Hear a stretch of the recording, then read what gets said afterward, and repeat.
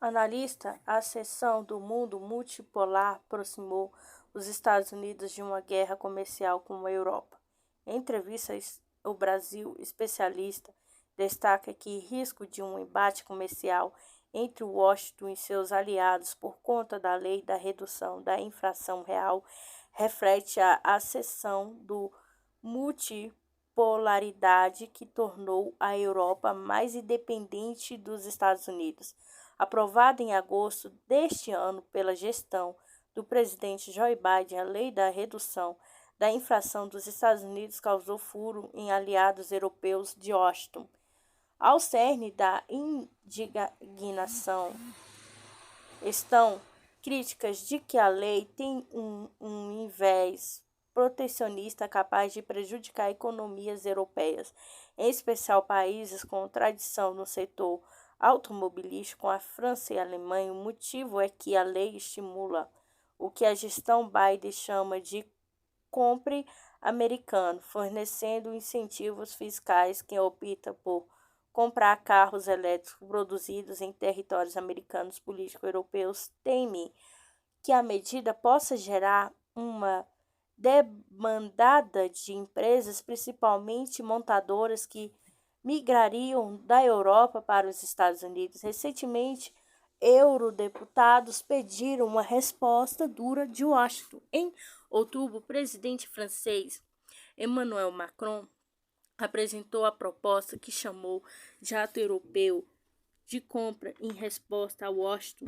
Acirramento de tensão se torna ainda mais crítico pelo fato de a Europa ter apoiado os Estados Unidos em sua política de sanções contra a Rússia, decisão que desencadeou uma crise energética inflacionária que afetou com muitos mais gravidades economias europeias. Como vários países da Europa à beira da recessão econômica, a lei aprovada pela gestão Biden agravou a situação. Muitos analistas já discutem a possibilidade de uma guerra comercial entre os Estados Unidos e a Europa. Em entrevista, o professor de Relação Internacional da Universidade do Estado do Rio de Janeiro, da URJ, Williams Gonçalves, ressalta que o risco de guerra comercial entre Washington e o bloco europeu é real.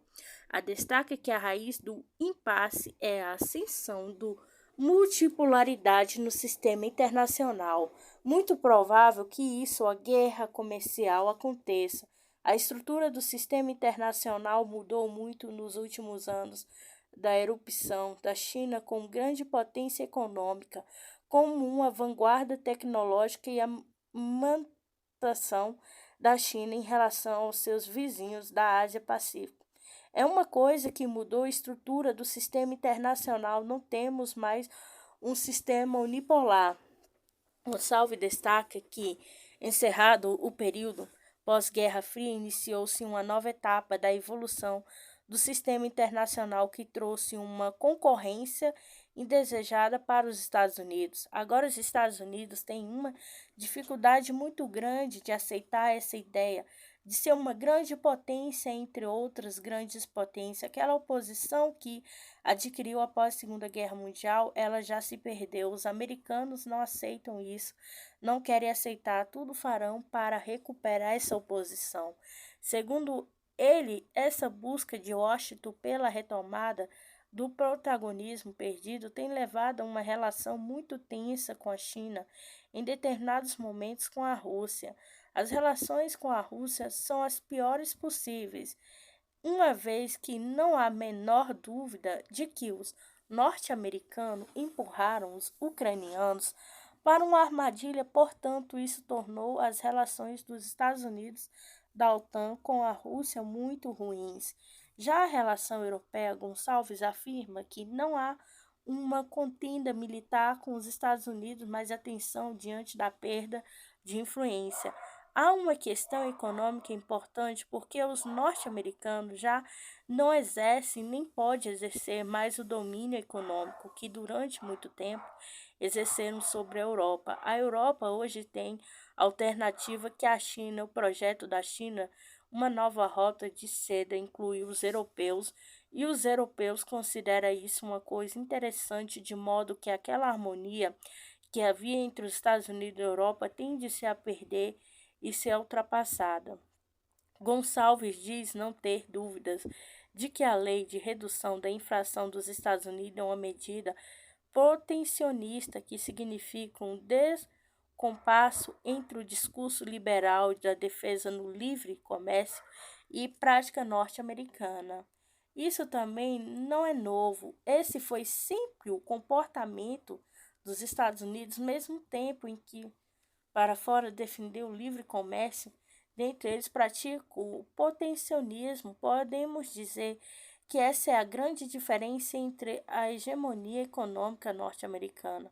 A hegemonia inglesa e econômica no século XVI, os ingleses eram autenticamente livres, cambistas, ao passo que os Estados Unidos não explica Gonçalves. Ele acrescenta que o protecionismo norte-americano afetará as relações econômicas, comerciais, investimento aos seus parceiros. Destaca que os Estados Unidos atualmente vivem uma grande crise causada pelo desequilíbrio na estrutura da distribuição de renda. Há um empobrecimento muito forte de uma parte significativa da população.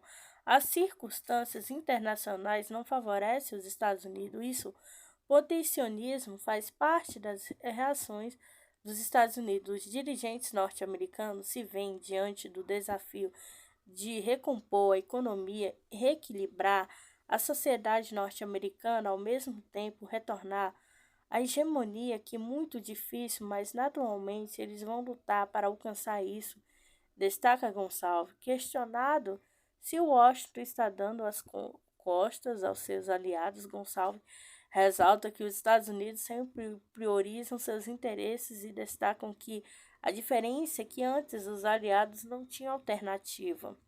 Isso era uma coisa muito evidente, inquestionável. Enquanto houver a Guerra Fria, a oposição dos Estados Unidos, seus interesses se estendendo, sendo confundidos com os interesses de todos os aliados, foi uma tônica. Todos se submeteram estratégica dos Estados Unidos.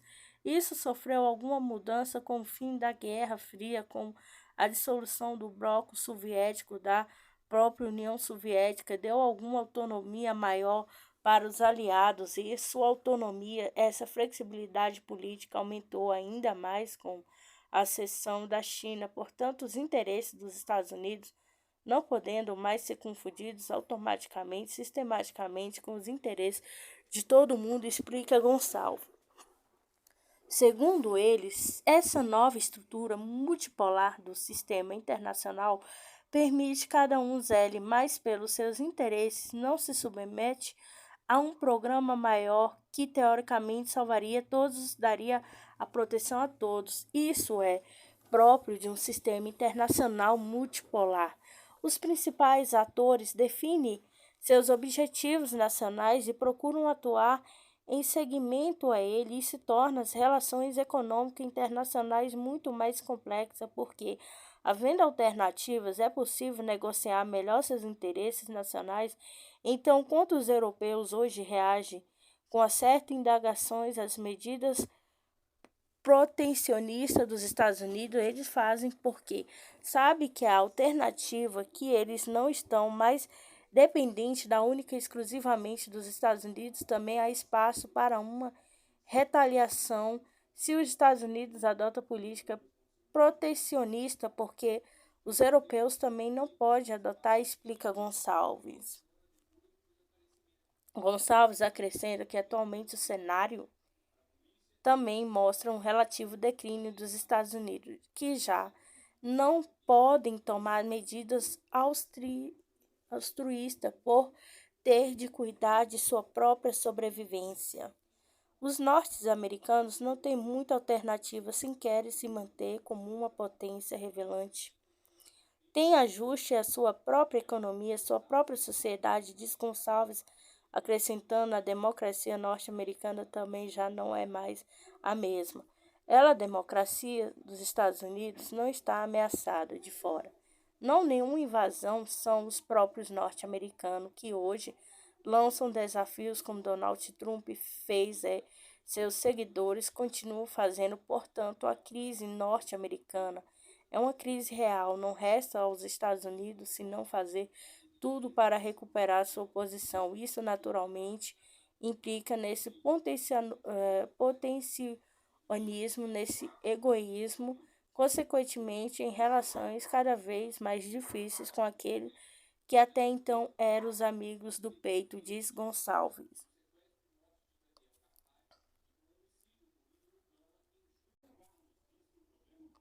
Analista quem compra de empresas implicadas com trabalho escravo conveniente essa prática.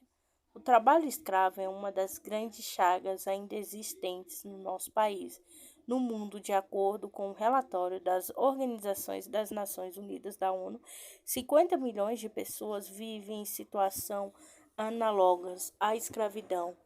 Globalmente, ou seja, em média, um cada 150 habitantes do planeta, submetido ao crime da escravidão contemporânea. Paulo Renato Fernandes da Silva, professor de Direito da Fundação Getúlio Vargas, FGV, do Rio de Janeiro, explicou ao rádio que o trabalho escravo não se apresenta naquele feitio que conhecíamos antigamente. As modificações sobre que configura o trabalho escravo ocorreram ao longo do século XX por meio de legislação internacional, principalmente as que foram especificadas pela Organização Internacional do Trabalho, do OIT. Especificamente no Brasil, o grande marco, a Lei 10803, sancionada em 2003, que trouxe para arcabouço legal brasileiro as classificações contemporâneas sobre o que se considera o trabalho das condições análogas à escravidão. Mas a legislação também alterou do artigo 149 do Código Penal, na qual se especifica se considerar essa prática criminal. Nossa legislação em 2003 adotou no nosso país essa concepção moderna de trabalho escravo com base na OIT, em que chamamos de trabalho escravo contemporâneos ou servidão contemporânea. Hoje o trabalho escravo assume feitios de trabalho forçado, de jornada exaustiva, de condições degradantes e de servidão por dívida. Então, a partir desse momento, uma tipificação, como se fala no direito penal, explicou Silva.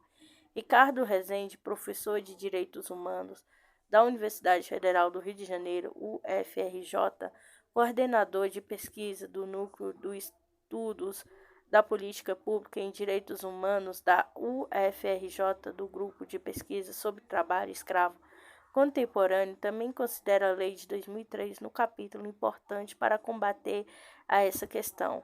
A mudança do Código Penal a partir da legislação em 2003 é um marco porque não se trata apenas de trabalho forçado. Havendo trabalho exaustivo ou trabalho degradante, também pode ser considerado um trabalho análogo à escravidão. De fato, foi uma mudança muito importante, disse. Ambos os especialistas notam que a tipificação é importante justamente para que a autoridade competentes da polícia e do judiciário tenha balizas legais para fiscalização, multas, punições e sentença contra quem adota a prática criminosa.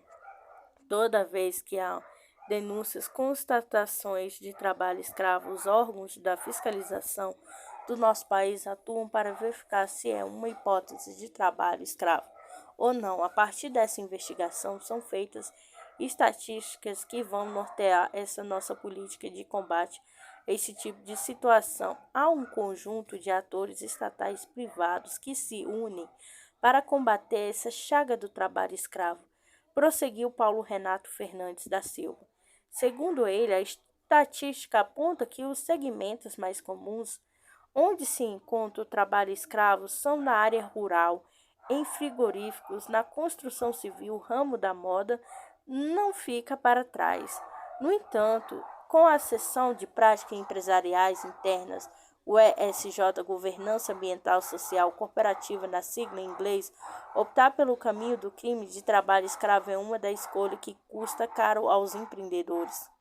Colocar em prática a questão rigidez dos seus resultados, porque hoje nenhum investidor coloca seu dinheiro em empresas que não têm selo social, que não têm o ESG, essa ideia de que as empresas têm que manter a própria responsabilidade social é muito importante para a sociedade. Marcas que usam trabalho escravo, que acabam sendo objeto de reprimendas, de críticas, de boicotes pelos consumidores, que me parece que é um caminho, afirmou o professor da FGV. Silva afirma ainda que a sociedade tem que despertar e ter consciência de que marcas que se aproveitam disso não merecem ser líderes de mercado a seguir, vendendo amplamente para as pessoas. Não adianta ficar reclamando da corrupção, do trabalho escravo, quando se consome o produto oriundos do crime de suas diversas modalidades. Nossa relação não pode ser mais pautada pela lei do mais esperto, e sim pela eticidade. Fator primordial do nosso país hoje é a questão ética. Ela é transversal na sociedade brasileira, pois pega do rico e do pobre. Os pais não vai dar uma virada se não tiver um novo comportamento ético. Não se participe da situação como essa de descumprimento de normas, de violação de direitos fundamentais das pessoas que fazem esses produtos, pessoas que compram esses produtos são convenientes com essa prática. Nós não podemos aceitar isso, devemos reagir. Já Ricardo Rezende, professor da UFRJ, diz que a organização não governamental dos Estados Unidos, Slave, estima que haveria no Brasil 27 milhões de pessoas em situação análoga à escravidão. No Brasil, em 1995, temos mais de 50 mil pessoas resgatadas de regime análogos à escravidão.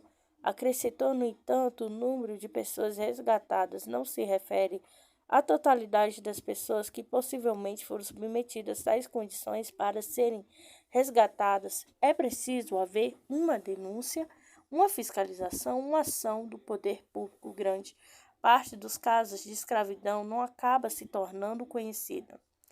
Ela aponta que países com mais problemas de trabalho análogo à escravidão são Índia, Paquistão e alguns países da África. Em geral, segundo Rezende, o país mais pobre e periféricos tem incidência maior de pessoas escravizadas. Isso porque a fragilidade econômica faz parte desse universo que deixam pessoas mais vulneráveis à escravidão contemporânea.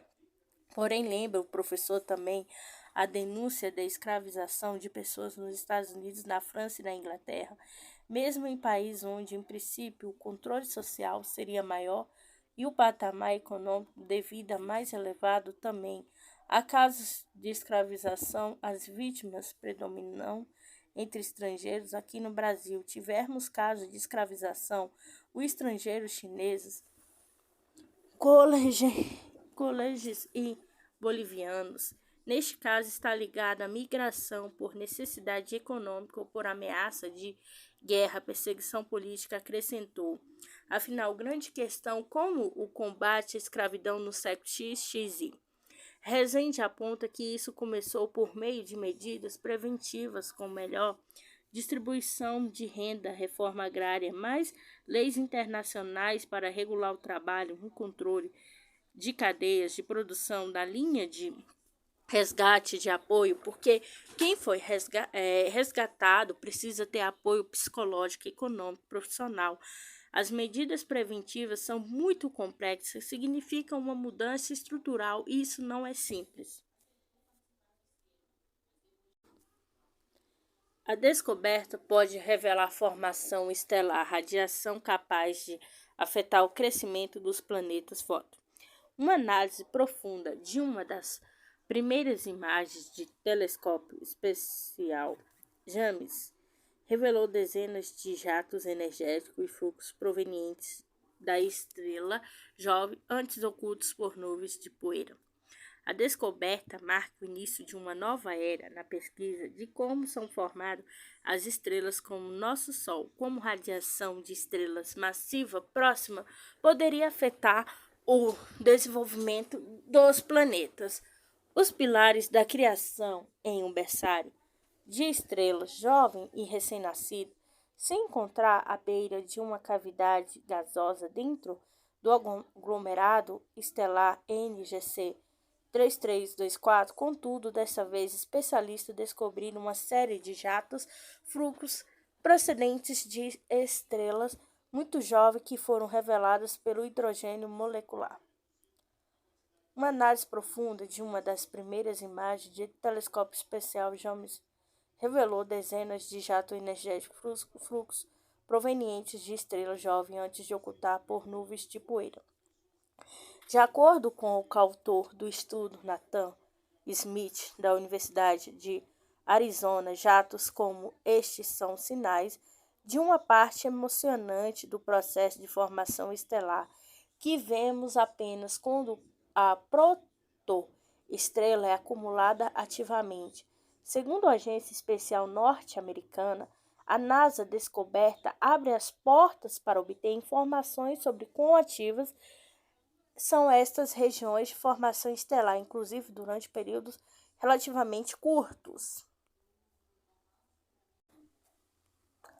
Já revelado detalhes de maior sismo já registrado em Marte.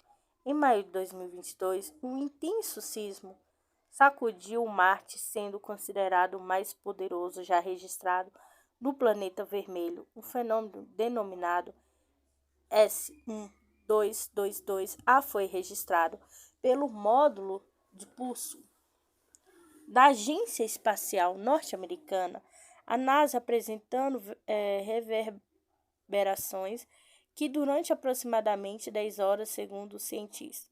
A energia liberada por este martemoto único, equivalente à energia acumulada de todos os outros martemotos já visto, embora o evento tenha ocorrido mais de 2.000 quilômetros de distância de as ondas registradas, não tão grandes, quase saturaram nosso sismográfico, afirmou o sismólogo John Clayton, do Instituto Federal Suíço de Tecnologia. As novas análises publicadas por Geophysical Física reservado fixaram a magnitude do sismo em 4,7. Além disso, a análise identificaram ondas superficiais em movimento ao longo da crosta e da camada superior que viajaram em torno do planeta diversas vezes. O cientista também descobriu que a crosta marciana poderia ser feita às camadas de diferentes materiais. O estudo revelou que pode ser encontrado sob a superfície do planeta, incluindo água, além de ter detalhado que sua crosta interior profundo são estruturadas.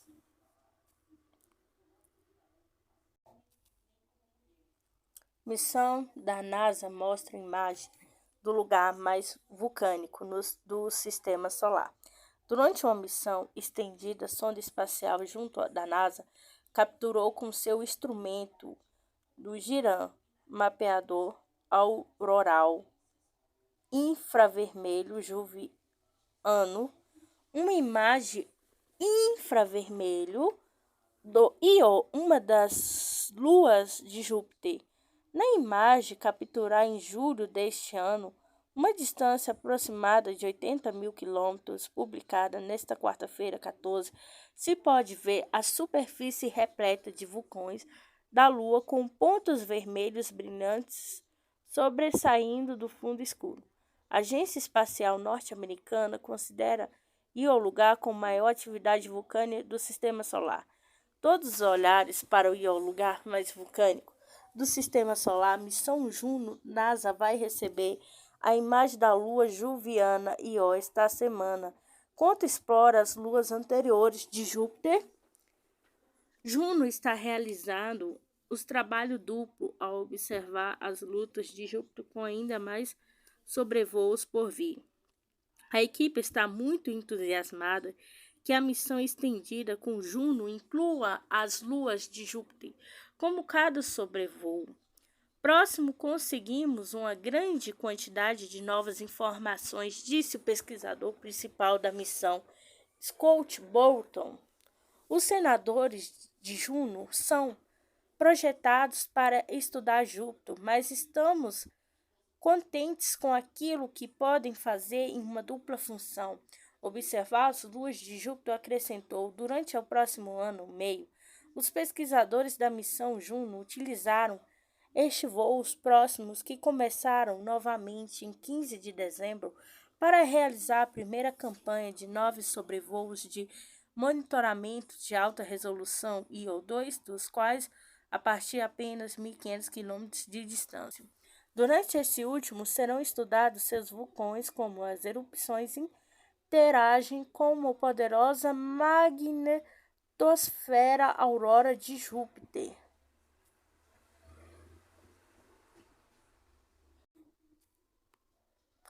Astrônomos descobrem 2 exoplanetas que podem ser principalmente de água. Uma equipe de astrônomos da Universidade de Montreal, na França, encontrou evidências de 2 exoplanetas orbitando em uma estrela anã vermelha, que são mundos aquáticos. Segundo eles, esses mundos estão localizados em um sistema planetário de 218 anos-luz da distância, na constelação de Lyra, e são diferentes de qualquer planeta encontrado em nosso sistema solar. O estudo foi publicado na revista Nature, detalhando um sistema planetário conhecido como Kepler-138. Cientistas observaram os exoplanetas Kepler-138d, que havia descoberto anteriormente pelo telescópio espacial Kepler da NASA, com o Hubble da NASA e os telescópios espaciais aposentados Spitzer. Eles descobriram que os planetas que têm cerca de uma vez a meio tamanho da Terra são compostos em grande parte da água, assim como Terra. Eles têm um interior composto por metais e rochas. Mas Kepler-138d também possui uma espessa chamada de água de alta pressão em várias formas. A água supercrítica, potencialmente líquida nas profundezas do planeta, é um extenso envelope de vapor de água acima dele. Essas camadas de água representam mais de 50% de seu volume, ou uma profundidade de cerca de 2.000 quilômetros.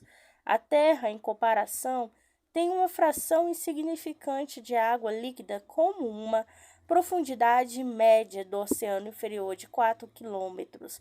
Comparando os tamanhos massa dos planetas com os modelos, eles concluíram que uma fração significativa de seu volume deve ser feita de materiais mais leves que a rocha, mais pesados que o hidrogênio. Mais comum dessas matérias candidatos é a água.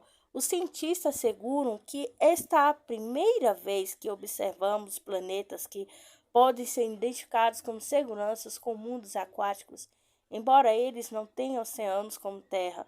A temperatura na atmosfera de Kepler-138d provavelmente está acima do ponto da ebulição da água. Coreia do Norte testa motor de combustível sólido para desenvolver nova arma estratégica. Na quinta-feira 15, Coreia do Norte testou um motor de combustível sólido de alto impulso, primeiro do tipo no país, que permitirá que Pyongyang avance no desenvolvimento de novos sistemas de arma estratégica.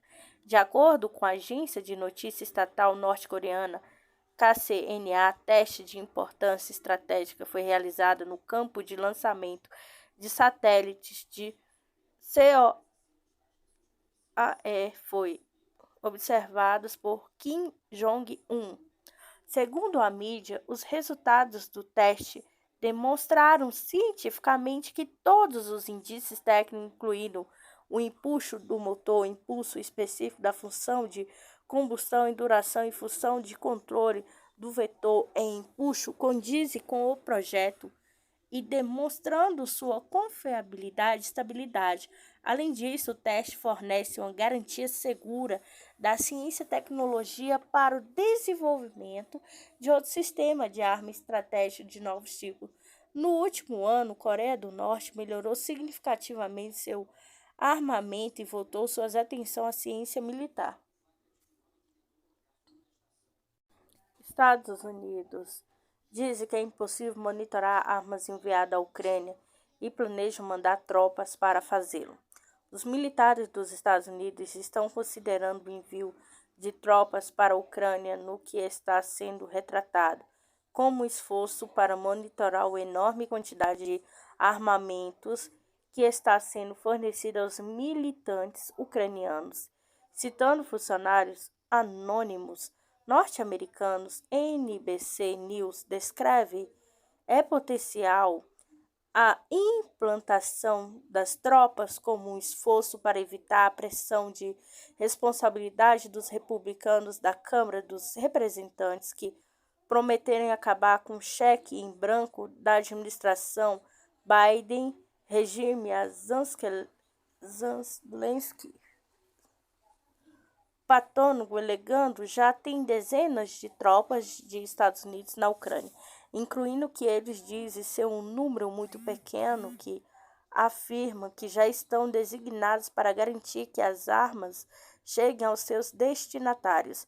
Mas funcionários anônimos dos Estados Unidos apontam que esses militares foram capazes de monitorar as armas em apenas 2 locais de arredores de Kiev. Os funcionários dos Estados Unidos anteriormente tinha afirmado que monitorar efetivamente as grandes quantidades de armamento fabricado nos Estados Unidos sendo enviado em grandes quantidades para a Ucrânia está simplesmente além de suas capacidades.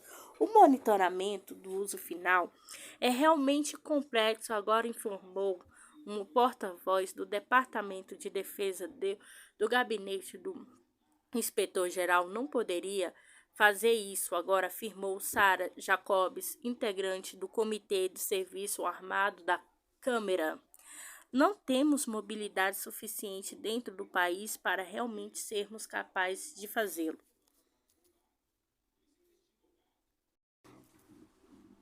Montadora da Turquia demonstra capacidade de novo drone em fotos e vídeos. Baykar, empresa de defesa da Turquia, publicou imagens de um drone com supostamente melhores características que os atualmente usados pelo país. Montadora turca Baykar anunciou que o Kizi-Elma, maçã dourada, traduzido do turco, seu primeiro veículo de combate aéreo não tripulado, completou com sucesso seu primeiro voo, cita na quinta-feira 15 a agência britânica Reuters. O voo, que acontece na quarta-feira 14, mostra a aeronave decolando e depois aterrissando na pista de decolagem de uma base aérea supostamente localizada na província de Korlu, 85 quilômetros para o oeste de Istambul, de Turquia. Kizi-Elma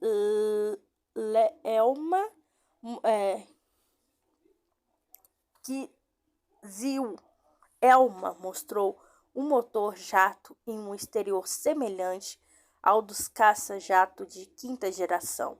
Ele terá uma velocidade de carga útil superior aos dos atuais drones da Turquia e poderá realizar, além das habituais missões, combates ao ar, nota Reuters. Emirados Árabes e Unidos já receberam 20 exemplos do drone, enquanto Malásia e a Indonésia também expressaram interesses pela aeronave.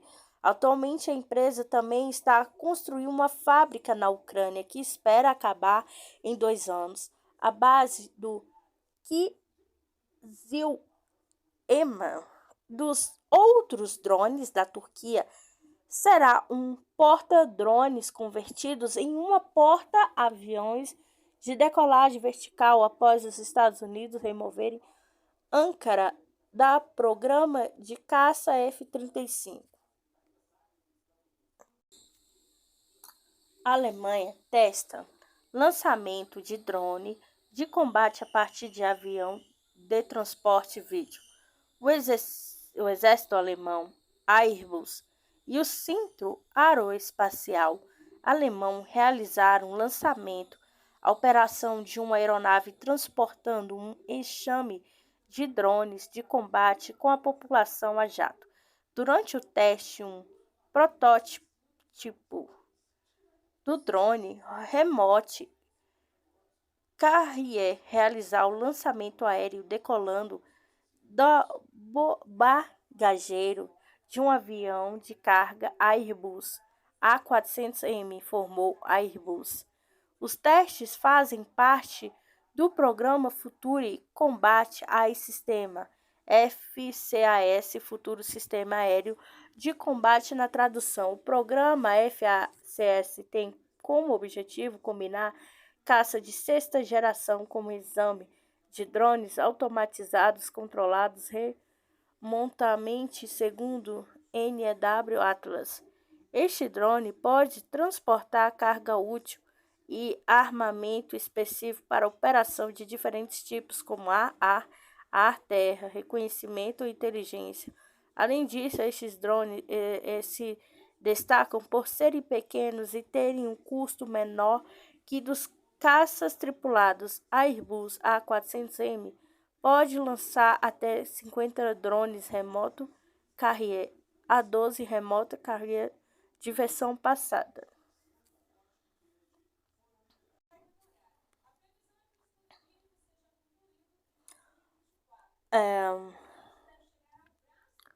Galera, tudo bem? Seja bem-vindo ao meu canal. Itaú prevê Selic de 12,58 em dezembro de 2023. Em fundação da chamada PEC da transição, cujo número final de gasto autorizado acima do teto até aqui de 145 bilhões de duração por hora da licença para gastar no Bolsa Família iria até 2024, mas depende da Câmara. O Departamento de Pesquisa Macroeconômica do Itaú Unibanco reviu hoje, sexta-feira, suas projeções para a economia nos próximos anos, por entender que as novas metas implicam um aumento significativo no gasto público em 2023, elevando o risco em uma trajetória de alta revelante da dívida pública que pode levar a um novo ciclo de crescimento baixo, inflação e juros altos. O Itaú estima superávit primário de 1,1% do PIB em 2022, déficit primário de 1,9% em 2023, anteriormente déficit de 1,5% do PIB e dívida bruta de 73% e 77% do PIB, respectivamente. O crescimento da atividade econômica deve continuar desacelerando no próximo trimestre e no ano que vem. O banco espera que o PIB avance só de 0,1% no quarto trimestre, fechamento de 2022 em 3,0%, mas o aumento à previsão de crescimento em 2023 é de 0,7% para 0,9%, diante da expectativa de mais estímulos fiscais e da melhoria da perspectiva da safra agrícola. Inflação maior em 2023. O Itaú reduziu a projeção do IPEC deste ano de 5,8% para 5,6%, mas elevou a projeção para 2023 5% para 5,7%, incorporando a volta total do PIS com fins sobre a gasolina e uma desinflação mais lenta do serviço, com ganhos de salário real em razão da dinâmica mais apertada no mercado de trabalho, apenas parcialmente compensados por uma desinflação maior de bens, de inflação mais alto do horizonte, revelando o espaço para a corte de juros ao longo do próximo ano será menor, diz o Itaú, que agora só espera a corte da taxa Selic, atualmente em 3,75% ao ano, apenas no último trimestre de 2023 para 2,58%. Itaú previa duração de 11.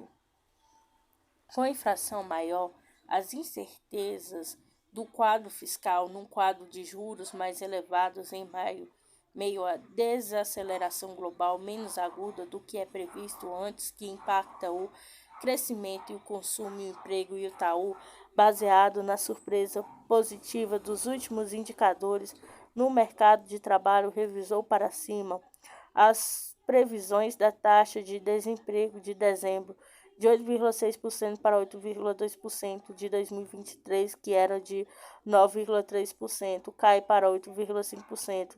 É uma pequena alta sobre dezembro deste ano, mas bem melhor do que previsto anteriormente. O banco manteve as projeções da taxa de câmbio em 5,25 por dólar no final de 2022 e 5,50 por dólar a final de 2023. Mas ressaltou que ainda que o cenário externo se mostre mais benigno, um nível de prêmio de risco local elevado pode impactar a possibilidade de apreciação adicional da moeda. Para o Itaú, a manutenção do equilíbrio fiscal continuará sendo um desafio relevante para 2024. Em suas projeções, o banco incorporou um aumento de 1,0 pp do PIB da carga tributária. Mesmo assim, a dívida pública continuará subindo de 80% do PIB. Nesse ambiente, a taxa de juros cai, mas seguirá em dois dígitos, 10% O crescimento permanecerá abaixo de 1,0%. Para evitar tal cenário, o Itaú sugere que as políticas econômicas do novo governo, além de mirar a sustentabilidade fiscal, devem evitar o retrocesso, tais como o aumento do crédito subsidiado, que prejudique a expansão do mercado de capital e reversão, mesmo que o parcial, de reformas estruturais como o trabalhista, da Previdência focar em formas tributária administrativa de qualidade, além de avançar na elaboração e implementação de acordos comerciais inicialmente com a União Europeia e a conferir amigos da coluna que se debruçou sobre a lei da estatais 13306 de 2016, alterada pela Câmara, que aguarda a votação do Senado, observa que há muitos erros de interpretação quanto ao prazo de quarentena de 36 meses para vedar a indicação de políticos executivos do setor privado na direção de uma estatal. Muita gente está misturando os itens, colocando impedimentos quarentena onde não existe, frisa outros se apeguem a uma cláusula que acabou excluí-la no texto final aprovado em 2006. Ela acrescenta que não existe impedimento para o ex-candidato dirigente sindical ministro a secretário ou ex-titular de mandato legislativo. Em todos esses casos, basta sair da ocupação atual. Não há quarentena, apenas a vedação à concomitância, ou seja, o duplo exercício da função. A lei diz que seu parágrafo 2, vedado a indicação para o Conselho da Administração para diretora. Representa o órgão regulador no qual a empresa pública ou sociedade da economia mista está sujeito a ministro ou estado de secretário, desde o estado de secretário municipal de titular de cargo sem vínculo permanente com o serviço público de natureza especial ou de direção, assessoramento superior na administração pública de dirigente estatuário de partido político, de titular de demanda no Poder Legislativo de qualquer ente da federação, ainda que licenciados do cargo, ou seja, não há quarentena, basta sair do cargo anterior. Foi assim que Caio Paes de Andrade foi escolhido presidente da Petrobras ao deixar o cargo de secretário especial. Desburocratização, gestão do governo digital. Paes pediu demissão e foi empossado em junho. 2.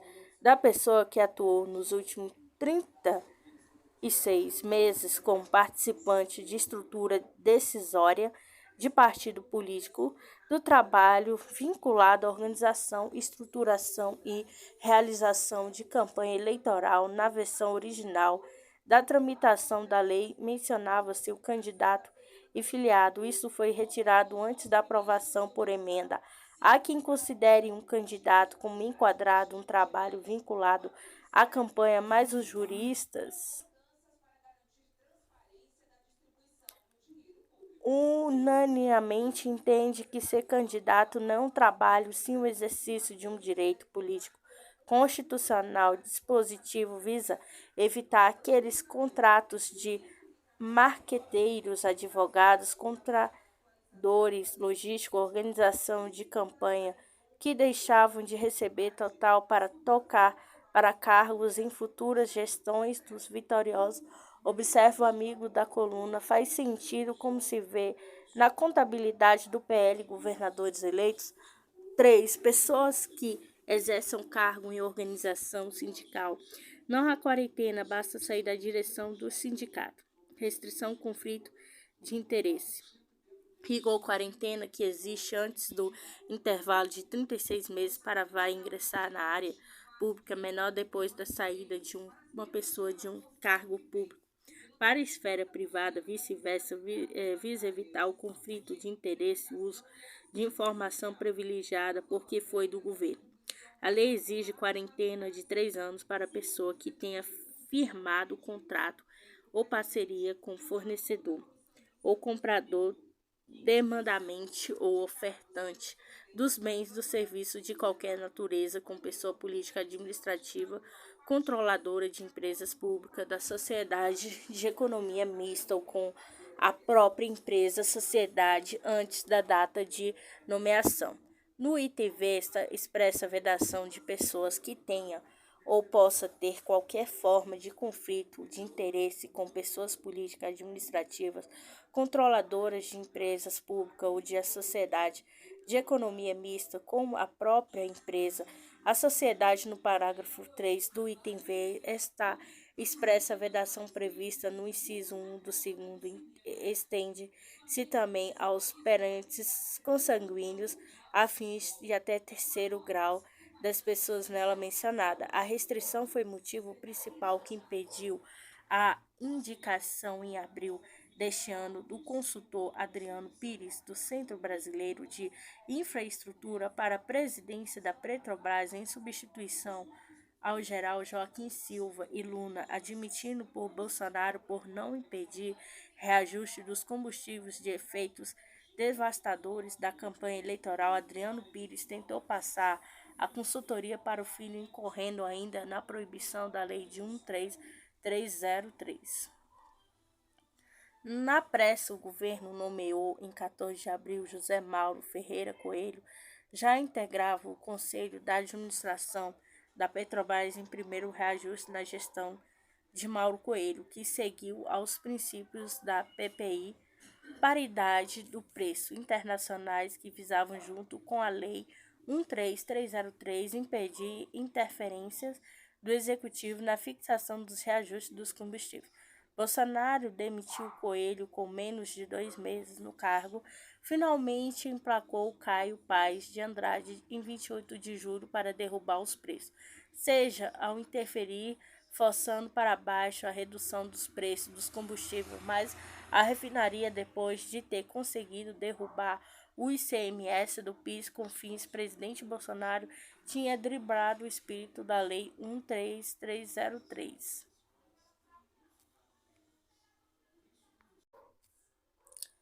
MP pede que STF quebre sigilo do produtor rural suspeito de financiar a ida de cacique a Brasília. Segundo declara ele, colegas prestaram auxílio à população indígena para deslocamento a Brasília para participar dos atos antidemocráticos. O Ministério Público MP de Mato Grosso pediu ao Supremo Tribunal Federal STF nesta sexta-feira 16 o bloqueio imediato das contas bancárias do produtor rural Maurides Pereira Pimenta por suspeita de financiamento de atos antidemocráticos. Segundo o MP, circula nas mídias sociais o vídeo do produtor que se identifica como Dide Pimenta, no qual relata que após ser procurado pelo cacique Sererê, cuja prisão foi recentemente pelo ministro Alexandre de Moraes. Segundo declara ele, os colegas prestaram auxílio à população indígena para o deslocamento a Brasília para participar dos atos antidemocráticos. Ainda de acordo com o MP, o produtor menciona na gravação que, além de apoio para o deslocamento, estão com dificuldade de mantê-los em Brasília, passo que pede a doação financeira para ajudá-los. MP também pede quebra do sigilo bancário, com o fim de identificar outros organizadores financiados dos atos que eles sejam ouvidos pela PF. O pedido ocorreu em processo que tramita na Corte, no qual Moraes tem dado a decisão sobre vias obstruídas por manifestantes. O indígena José Acácio Sererê Chavante foi preso pela Polícia Federal por suspeita de participação em atos antidemocráticos. A detenção foi solicitada pela Procuradoria-Geral da República, PGR, autorizada por Moraes. Após a prisão do líder indígena, os manifestantes tentaram invadir o prédio da PF em Brasília. Queimaram veículos e transportes públicos. A Polícia Militar do Distrito Federal deslocou guarnições para controlar a situação com a aplicação das forças táticas do Batalhão de Choque. PT. É incoerente aprovar orçamento secreto, diz Renan Calheiros. O senador afirmou que a oposição da legenda vai contra a opinião do presidente eleito Luiz Inácio Lula da Silva, PT. O senador Renan Calheiros, MDB Alagoas, criticou nesta sexta-feira 16 o Partido dos Trabalhadores, PT, por ser favorável ao projeto de resolução que cria regras mais rígidas para a distribuição de recursos das emendas de relator reconhecidas como orçamento secreto. Em sua opinião, a legenda vai contra o que pensa o presidente eleito Luiz Inácio Lula da Silva. Acho que é incoerência brutal do PT. Eu conheço a oposição do presidente Lula. É uma oposição totalmente contrária à inconstitucionalidade do RP9 e lamentável. Acabei de reconhecer o encaminhamento do PT, que totalmente incoerente o que pensa seu líder presidente eleito, afirmou Calheiros. O texto foi aprovado por ampla maioria pelos deputados e pelos senadores na Câmara dos Deputados. Foram 328 votos a favor, 66 contrários. No Senado foram 44 a favor, 20 contra. Praticamente todos os partidos na Câmara do Senado foram favoráveis ao projeto. Apenas o PSOL, Novo, Rede, PSB se manifestaram contra a proposta. Dos demais partidos, incluindo o PT, votaram a favor do texto apresentado pelas mesas diretoras da Câmara e do Senado. A aprovação da resolução se dá quanto o Supremo Tribunal Federal, STF, analisa ações que questionam esse dispositivo das emendas de relator julgamento, que até o momento tem 5 votos a favor da constitucionalidade do orçamento secreto e 4 apenas parcialmente a favor dos questionamentos. A apreciação será retomada na segunda-feira, 19, com os votos do ministro Ricardo Lewandowski e Gilmar Mendes.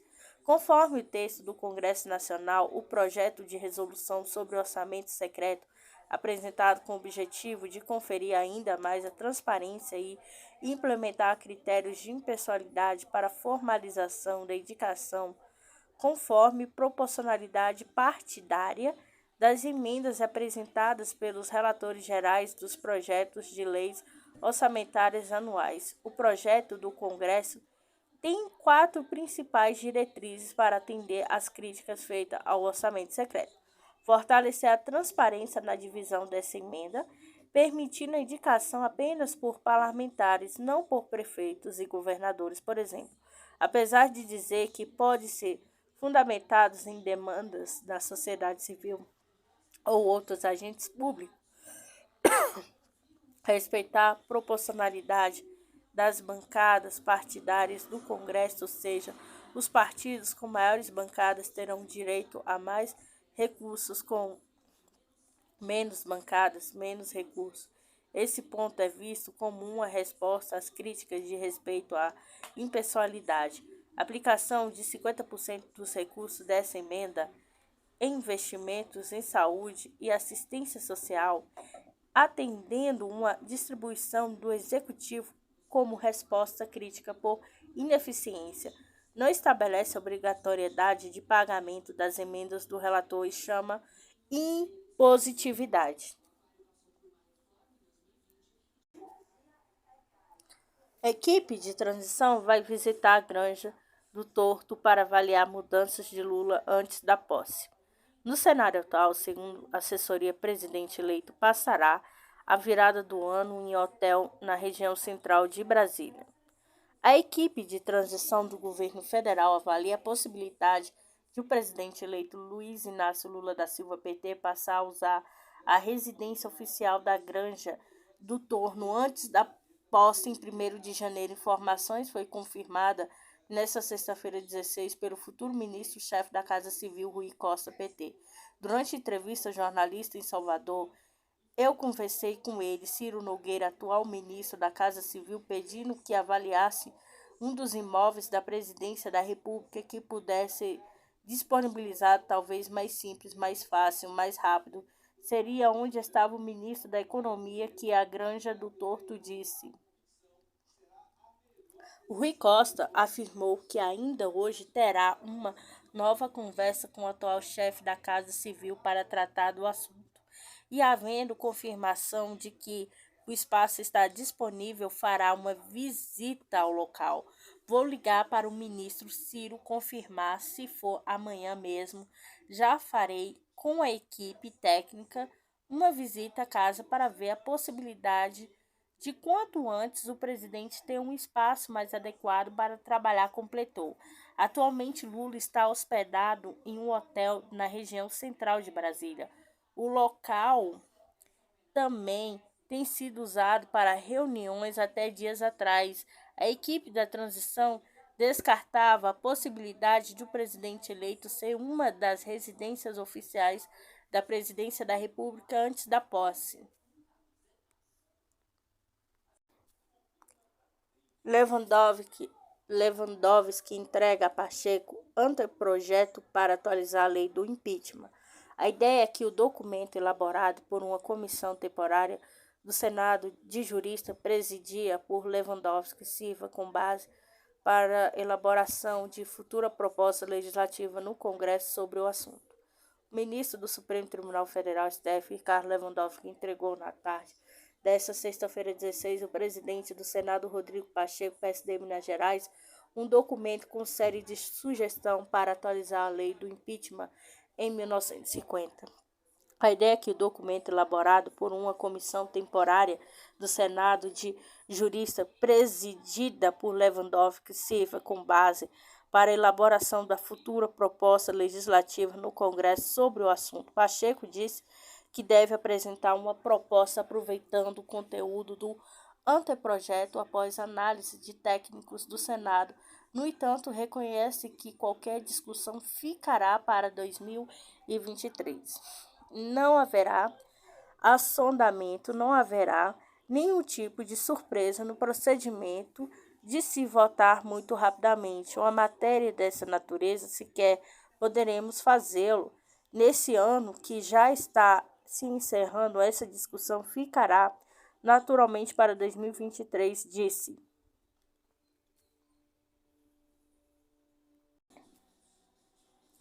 O tradicional cercadinho de Bolsonaro no Palácio da Alvorada é desmontado. O tradicional cercadinho de Jair Bolsonaro, PL, no Palácio da Alvorada, em Brasília, foi desmontado nesta sexta-feira 16, conforme imagem. No lugar do atual presidente da República, fez diversos pronunciamentos aos seus apoiadores e teve discussões com a imprensa. Posteriormente, os veículos da comunicação retiraram seus funcionários do local a fim de preservar a segurança depois do conflito com o mandatário. De acordo com o relato de analista de política da Gustavo Uribe, depois de chegada de Fábio Faria ao Ministério das Comunicações, foi avaliado que não seria bom Bolsonaro conversar com a imprensa, mas apenas com seus apoiadores. Partido disso que foi criado um cercadinho dentro da Alvorada que está sendo desmontado e outro do lado de fora que permanece. Na tarde da última quinta-feira 15, um caminhão-baú chegou ao local por volta das 15h40, onde permaneceu por mais de uma hora. O outro caminhão foi visto na área lateral do palácio, que é a residência presidencial, na última quarta-feira 14. Bolsonaro e sua pode permanecer até o dia 1º de janeiro de 2023 no local, quando o palácio terá que passar por uma vistoria para o presidente eleito Luiz Inácio Lula da Silva, PT, utilizá-lo. No entanto, fontes disseram que a CNN, que a atual chefe do executivo, irá sair do local no fim deste mês. O caminhão do baú estava adesivado com a logomarca da empresa Muda Brasília Mudanças e Logísticas.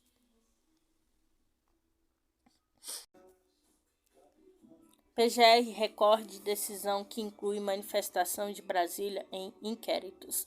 Na terça-feira 3, o senador Randolfo Rodrigues Reis de Amapá pediu investigação das pessoas que possam ter financiados, apoiado, incentivados atos antidemocráticos na capital federal.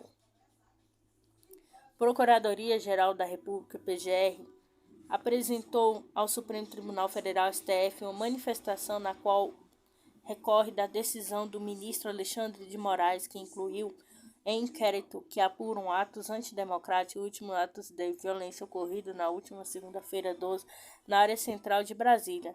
Na terça-feira 13, o senador Randolfo Rodrigues Reis de Amapá, dentro do inquérito dos atos antidemocráticos, apresentou um pedido de investigação com eventual indicamento das condutas da primeira-dama Michele Bolsonaro e de outras pessoas que possam ter financiado, apoiado ou incentivado as manifestações. O pedido apresentado pelo parlamentar não se concilia com a manifestação da Procuradoria-Geral da República, que reiteradamente tem manifestado pela legitimidade de deputados federais, senadores para requererem diligências investigativas no Supremo Tribunal Federal, disse a PGR.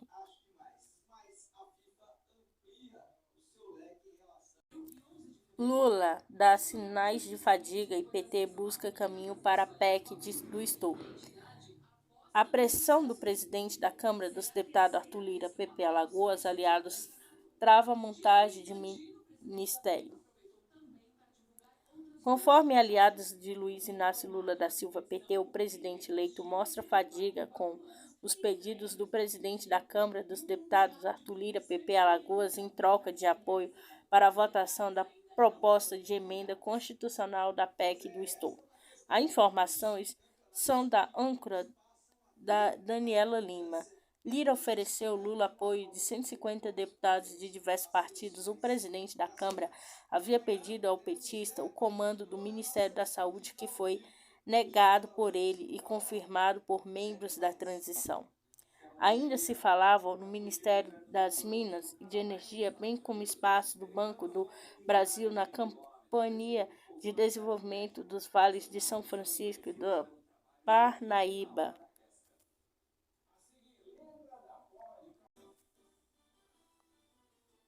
Ao lado de Pacheco, Lewandowski diz que a resolução sobre o orçamento secreto será levada em consideração. Apesar de não adiantar seu voto, o ministro do STF indicou que o texto pode ser interpretado como suficiente para resolver as inconstitucionalidades apontadas pelos autores da ação. Ministro Ricardo Lewandowski, do Supremo Tribunal Federal, STF, disse nesta sexta-feira 16 que a resolução sobre as emendas do relator aprovado pelo Congresso Nacional será levada em consideração no julgamento contra o orçamento secreto. Apesar de não adiantar seu voto, Lewandowski indicou que o texto pode ser interpretado como suficiente para resolver as inconstitucionalidades apontadas pelos autores da ação. Paralisamos a nossa votação em homenagem ao senador, ao Congresso. Agora temos uma resolução, estou tomando conhecimento. Agora, com o conteúdo, certamente levaremos essa resolução em consideração quando retomamos o julgamento na segunda-feira que vem, afirmou o ministro logo após uma reunião com o presidente do Senado, Rodrigo Pacheco, PSD, Minas Gerais.